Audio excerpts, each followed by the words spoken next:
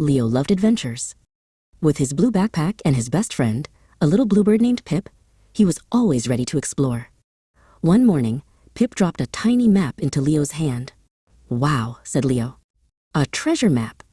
The map showed a path through the woods to a singing waterfall.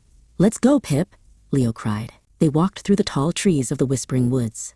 The shadows were long, but they weren't scared. They were adventurers. Soon, they came to a giggling brook. A friendly badger named Barnaby blocked the log bridge. "To cross my bridge, you must solve a riddle," he said with a wink. "What has keys but opens no locks?" Leo thought for a second. "A piano," he shouted. Barnaby laughed and let them pass. Finally, they heard a beautiful sound.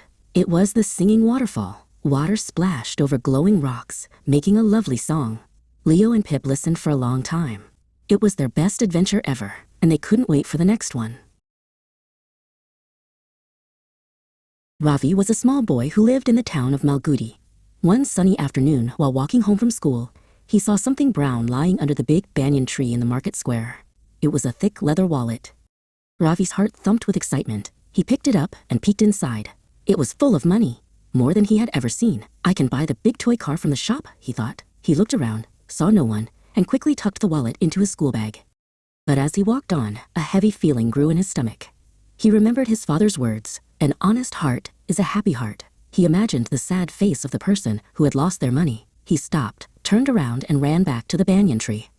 An old man, Mr. Iyer, was searching the ground with a worried look. "Sir, did you lose this?" Ravi asked, holding out the wallet. Mr. Iyer's face filled with relief. "My boy, you are a good soul." Ravi felt a warmth spread through his chest. He didn't get a new toy car, but he went home with a heart that was happy and light. Arjuna, the great warrior, stood on the battlefield in his grand chariot. His heart was heavy. "Oh, Krishna," he said to his dear friend and guide, "I see my cousins and teachers on the other side. How can I fight them? My hands are trembling." Krishna looked at his friend with kind eyes. "Arjuna," he said softly, "you are here to do what is right.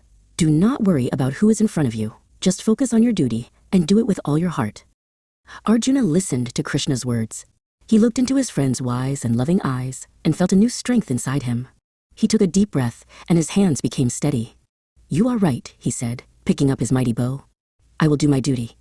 With Krishna guiding him, Arjuna fought with courage. He learned that day that the biggest challenge is not on the battlefield, but in our own hearts. And when we trust in a wise guide and do what is right, we can overcome any fear